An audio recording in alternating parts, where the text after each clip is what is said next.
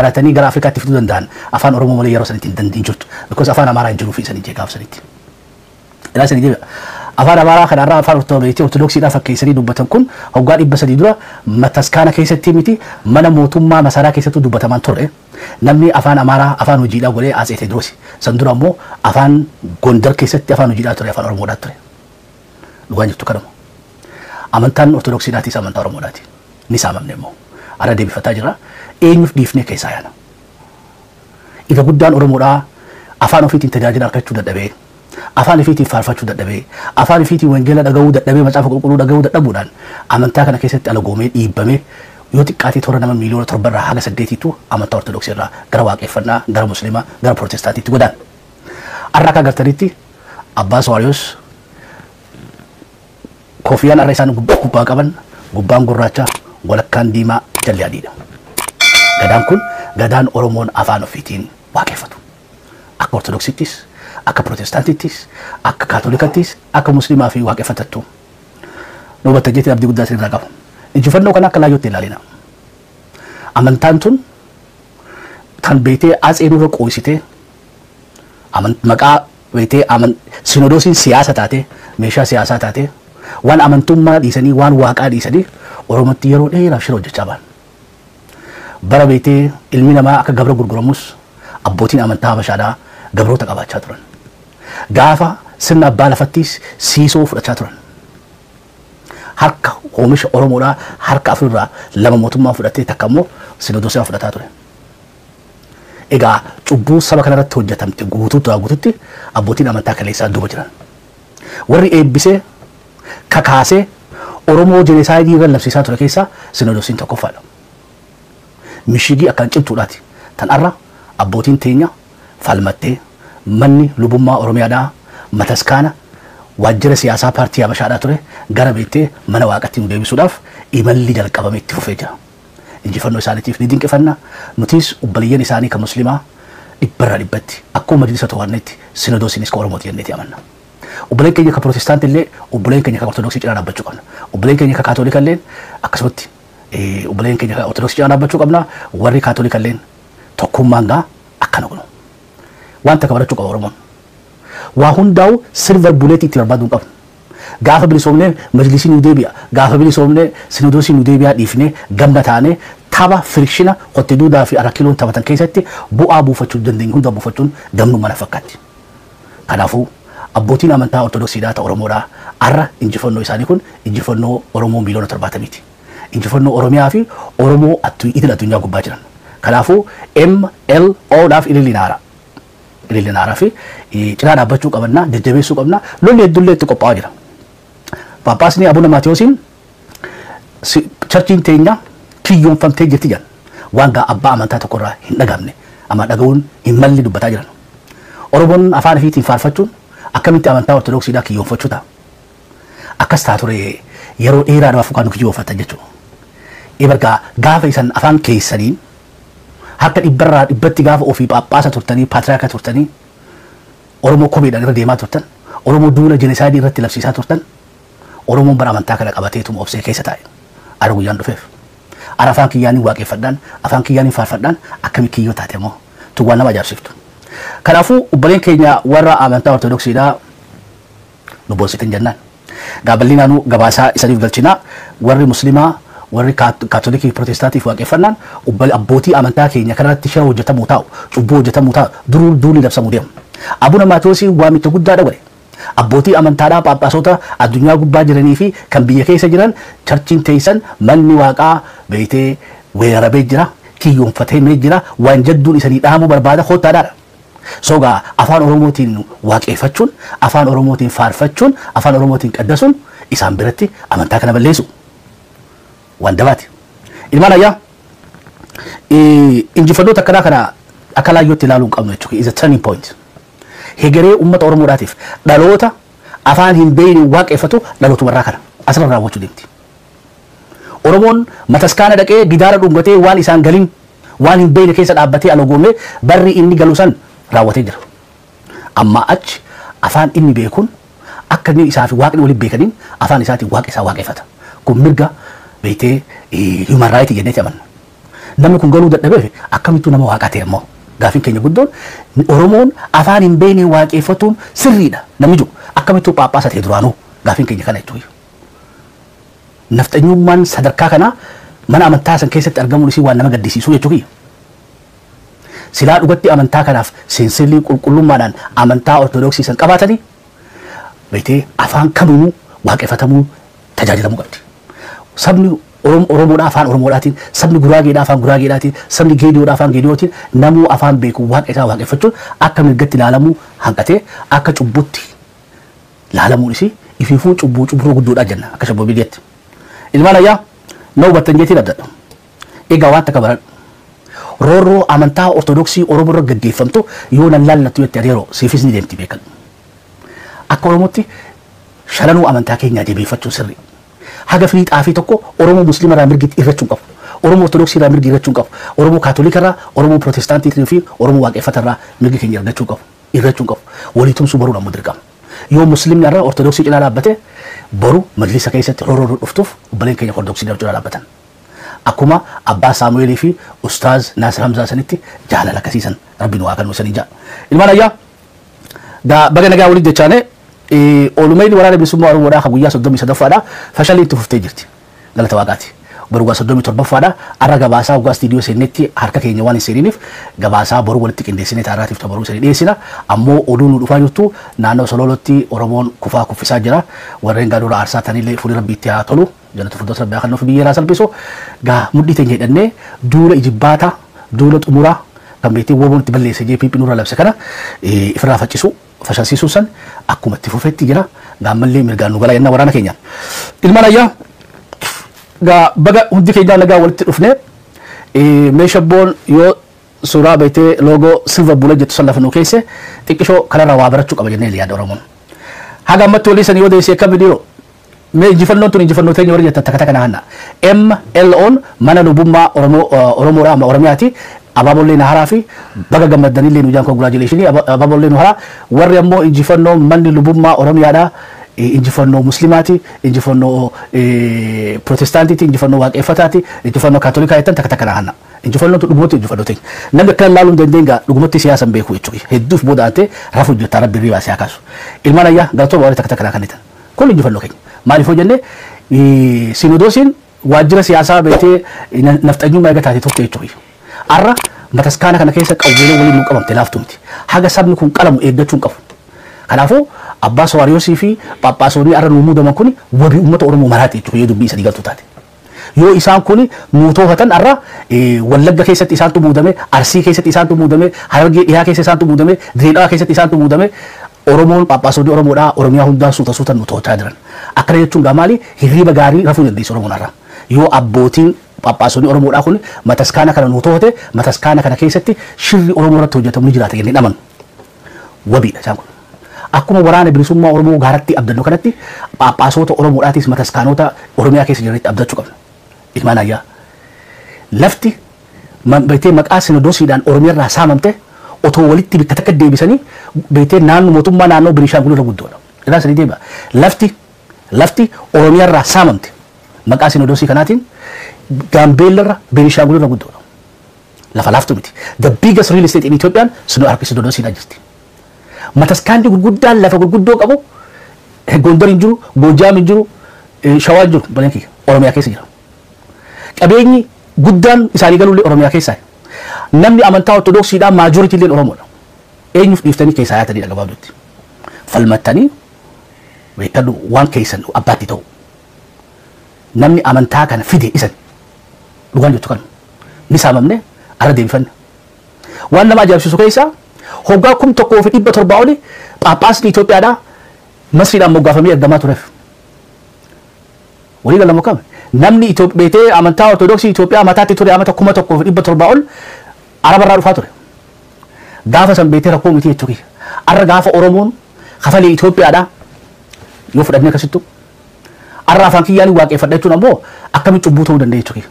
Ilmaa yoo cubbuun paatriyaakiniin Ortodoksii Itoophiyaadhaa Masriidhaa dhufutu cubbuudha. Yoo cubbuu taate. Hoggaa 50 darbee eega Haayile Sillaaseen Masrii jalaa chachii kana buqqise gaafa san maaliif cubbuun ta'in ka yoo waaqni beetee Itoophiyaadhaan masii jala deemii jira ortodoksii ta'uudhaaf maarree kan Haayila Sillaaseen guyyaa ni kafree jechuudha. Ni beetee cubbuu hojjete jechuudha. Diliidha jechuudha. Eega Araba jalaa bahuun diliin teeka Oromoon Amaara jalaa bahuun akkamitti dilii taati jechuudha. Akkamitti cubbuu taati. Paappaasota 44 warri moo'ee murteessu. 38 Amaara. 3 qofaatu Oromoo. Walii galama akkam. Institutionii arrallee sirna aadaawwiidhaan bulaa jiru isaanii jechuudha. Arrallee kiflaagariin balbiyya yaamaa jira. Yaarsii kiflaagar Yaarsi Kiflaagar Phaaphaas, Yewallaggaa Phaaphaas, Yeshawaa Phaaphaas, Yaharargee Phaaphaas akkasuma jechaa jiran jechuudha. Yesidaamoo Phaaphaas arraawu Oromiyaadhaaf beekamtii kan hin Sinodoosiin. Kanaafuu manni lubummaa Oromiyaadhaa qabsoon isaan gaggeessaa jiran qabsoo Oromoon eenyummaa isaatiif gaggeessaa jiru addaa miti. Kun beektee qabsoo Oromummaati malee qabsoo beektee gareen tokko qofa gaggeessuu qabdu ka gareen kaan irra laaltu miti jechuu barbaanneeti. Akkana hubattan abdii guddaan qaba. There is no silver bullet jechuu qabsoo teenya keessatti ilaalchi waggaa 50 qabaachaa ture san haasirraa hojjenna akka shabboomii jetti. Haga bilisoomnu Ortodoksii irraa soommanne, majlisa keessaa soommanne, barachuu irraa soommanne, daldaluu irraa soommanne. Gaafa bilisoomne kun hundi nu deebi'anis qabsoo wanatti fakkaattu. Qawwuma takka rasaasuma takka rakkoo teenya kan jennee khayyaannu taate qawwee takka rasaasni takka rakkoo Oromoodhaa bakka takka nurraa hiitu hin jirtu. Akkuma waraanaan qabsaa'aa jirutti siyaasaan qabsaa'u, dippiloomaasii qabsaa'u, beetee amantoota keessattis mirga keenya eeggachaa qabsaa'u, daldala keessa mul'atu, diinagdee keenya to'atu, waa hunda keessa qabsoo kan itti fufu qaba. Araddaa kiiloorraa ilaa beetee araa kiilootti mataskaanni keenya, masjiinni keenya, beetee iddoo waaqeffannaa keenya hundinuu bilisa ba'u ta'an. Walumataa jiran fakkaatti.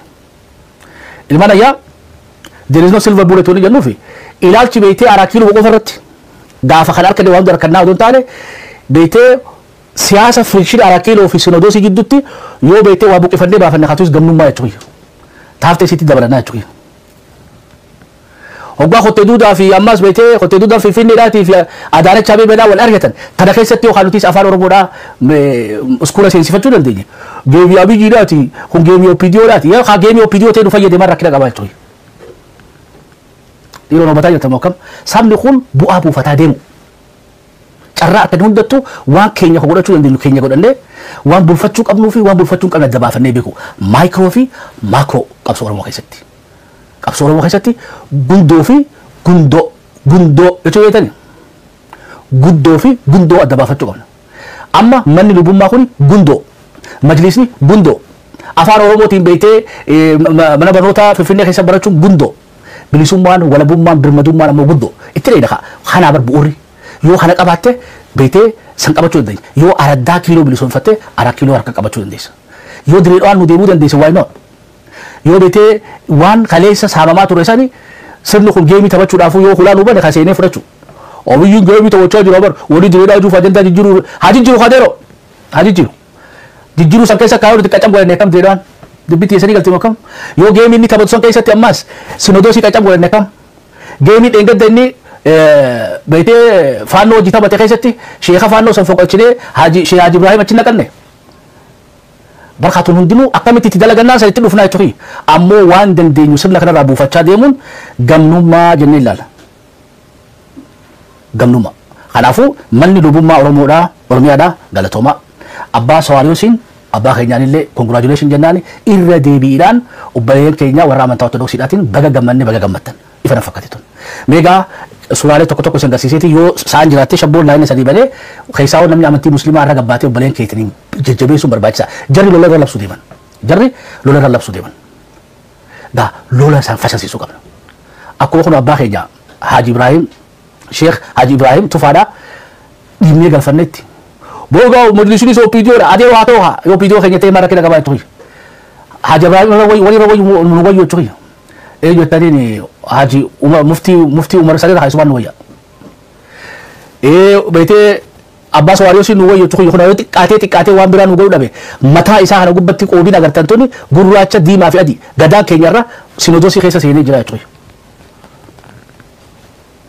يا أخي بلسوم ما قدوا ستين فينا بر يو رابع سواريوس خرج جبي فني ثاني اللي تروفنا شوي يو حاجي الشيخ حاجي إبراهيم تفارق قبلنا تبراسي قبلنا هذا سوتما تجمني وأنت كو قبتي تقدون أبوه شوي كندو غروتو قبل سنة خنارا كأوا أركان هندتو ورا غروتو برنا سنة شوبادا أما بيته تمكتا أكجابت أما كتا نفكتين دوغور بعده أكجابتي أورمون إثمول لفته ada fi ufatani haga qeensi nakka taaziyata isu takkatti jechuudha gana onni nusan dhaabachuu tees walbataa jira bokkam meega abbaa sawaalis jechuun isaan kana umrii dheertuu hawwinaaf isaa fi isaanii fi Sheekh Haji Ibrahim Tufalle umrii isaan waa dheeressu egaa injifannoon tun beekamu dhaloota warri nu duraa beekatan hawwee dhabee finge بر خليسا خاسيتا عمد ديدمي تكا شيخ محمد رشاد الله يرحمه بيتي قرآن إرلا في خاسيتا تي موتنبا سودي ورابدين وإرغته درخم بر مسربا أستيرا وقادا ورب الكعبة هركخي يعني بيتي يتوي مركاتو خيستي قرآن قبتي سربا أستيرا وقاتي في نواي دبابادا كارشي لما في شلنج تي لابتد وني اللي رانكاف لي يتوي نعم تاني خاسيتا سنية دا دمالي خاسيني سواني بلوفر إراقابا يتوي hatta wanni keezi salli bulu warri beekan takka takka rahana qura'aana gubbatti majlisni naggaade warra muuziqaati maalif manneen beetee muuziqaa akka jirtutti masjidaan waliin marsee jira jechuudha kaaseeta qura'aanaa keenya irratti sirba irratti bollisiisuu turan waan afaan oromootiif warri muslima jennuun sanuu jechuudha ayya qabxi ittaatu na dabarsiisan bo so ayyaanni illee irra deebiidhaan baga isanii gee yennaan ayyaana san gubbatti illee waa hedduu waan babbareedaa agarree jirra ammoo mee rooroolee turte san keessaa xiqqee shubaa muwaasanii tuttuqaa utaalchistee deemna maal feeroo isaa machuudhaaf kun ammoo baleessa keenya ati naannoo gujii na fakkaata mee dhageeffadha himata isaa ትላንት እንደ አባቶችም እንድሰሙ ነው እንጂ አኖ አካካዩን ነው መሰኒ ነው ዱብ ደዲግኒ ከየለ ለከሳ ሶቹዋ አንድ ወንድሜ እዚህ ጋር በደንብ እንዲሰማኝ ስለፈለኩ ነው በአማርኛ የምናገረው በደንብ አዳምጠኝ አመት ከአራት ወር ከቤተ ክርስቲያን ተባረር ያለው ሰው ነው ከናፉ እኛ ቅድመ አያቶቻችን አጽማችን የተቀበረች ቤተ ክርስቲያን ውስጥ ዛሬም አለ ግን ባይተዋር ሆነናል ብፁዓን አባቶች ትላንት እዚህ ስለ ሰላም አውርተዋል ስለ ሃይማኖት መገፋፋት አውርተዋል እባካችሁ አሁንም ልናገር ሳትታረቁ ሳትፈቱ አትውጡ ያሏት ቃል በጣም አሞኛል እውነታቸው ነው የኦሮሞን ችግር የቤተ ክርስቲያንን ችግር በደንብ አይተው ስለሆነ ነው ማይሙት ኦሮሞ ቤተ ክርስቲያን ሊያፈርስ ነው ይሄን ጥያቄ ጠየቀው ያቶቻችንን አጽም ቄሲስ በላይ እንዳሉት አንድ ውጭ ሀገር የቱሪዝም ማዕከል የሆነች ቤተ ክርስቲያን እንዳሳዩን የኢትዮጵያ ቤተ ክርስቲያኖች እንደዛ ልናረግ ነው ያደለም አላማችን ንስሐ ያጣውን ንስሐ ሳገኝ የሞተውን የአቴን አጽም ለልጅ አላስተላልፈም ብለን ነው ምንጮው ንስሐ ijoollee keenya afaan oromoon barsiisnu qubeen akkamitti daaqoonii goona akkamitti luba goona mee አባራራችሁን እኮ እኛ ተባረን እኮ የምናወራው እርሶ ግን እኛ የምናባረር መስሎት ነው የተናገሩት አመት ከአራት ወሬ ሸራ ወጥሬ ቤቴ ውስጥ ነው የማጸልየው ቤቴ ውስጥ አመት ከአራት ወሬው ያመለከትኩት ደብዳቤ ለወረዳው ግልባጭ ለዞኑ ሀገረ ስብከት ግልባጭ ለሊቀ ጳጳስ ግልባጭ ለስብከተ ወንጌል የጻፍኩት ደብዳቤ አመት ከአራት ወር ተባረን ያለሁት ሀቅ እውነት ይዤ ጉጂ ዞን ነገሌ ቦረና እኔ ባህሌን ያልጠበቀልኝ ማንነቴን ያልጠበቀልኝ ይሄን ባህሌን አውልቅና ጣልና ነጠላ ልበስ ያለኝ እምነት የኔ እምነት ነው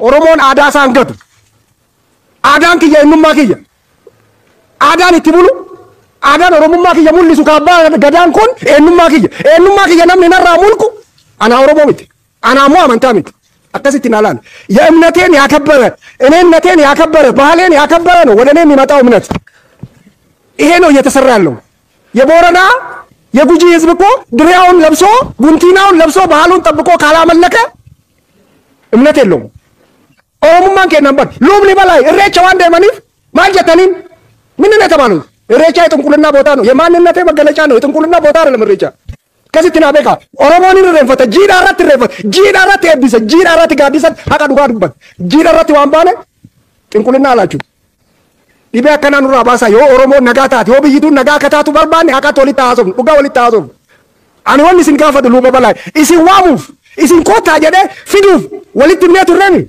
warri nama tokko ergee sagantaa san nurraa balleesseemi ilmaan jaa narraa pirootestaantii ta'uuf amantaan kun obbo Taarikuu warra kana hin cabsitu dallaa kana keessa hin seentu nu musliima taataa yookaan pirootestaantii kana nu dhiisinaan jedhanii isaan kadhadhee natti dhufuuf ijoollee san naagalchuuf narraa cabsan. ijoolleen sun cufti ሁለተኛ ዲግሪ ሶስተኛ ዲግሪ ያላቸው አስተማሪዎች ናቸው።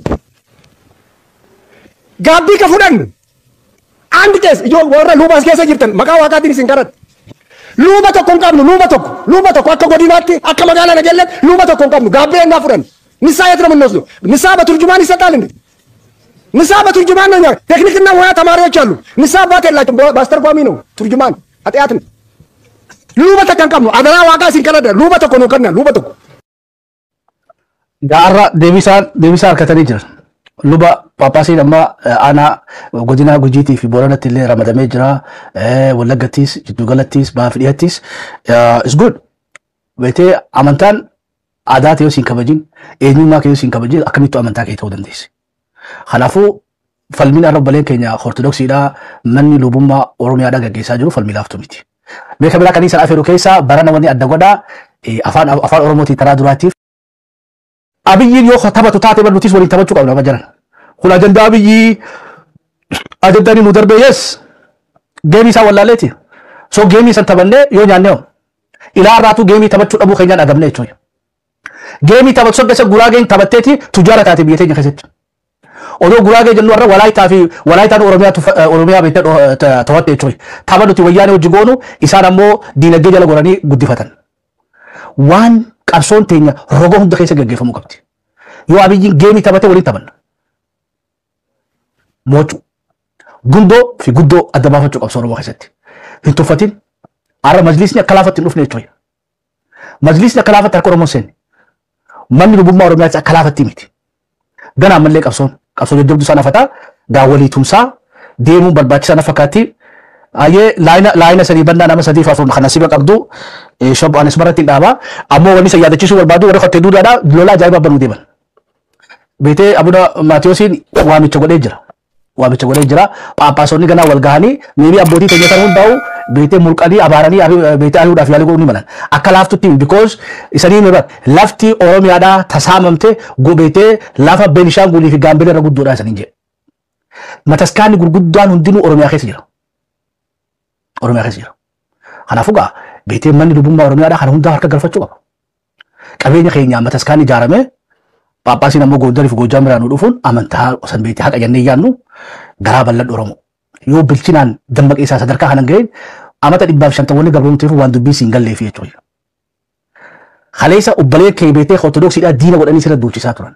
Si waan si tuffatameeti darbatamee gate maal fida jedhamee akkam warra wanti tokko dubbatamuuti maal fida erga jedhame booddee wanta dhufe immoo fudhachuutu namarra ture yeroo sana maal fida erga jedhame ofitti qabanii ilaaluun namarra ture duraan immoo xiinxaluutu irra ture gaaffiin uummata guddaa kun yoo deebi'uudhaa baate booddee isaa maal qabatanii ilaaluun barbaachisaadha sunis hin ilaalamne.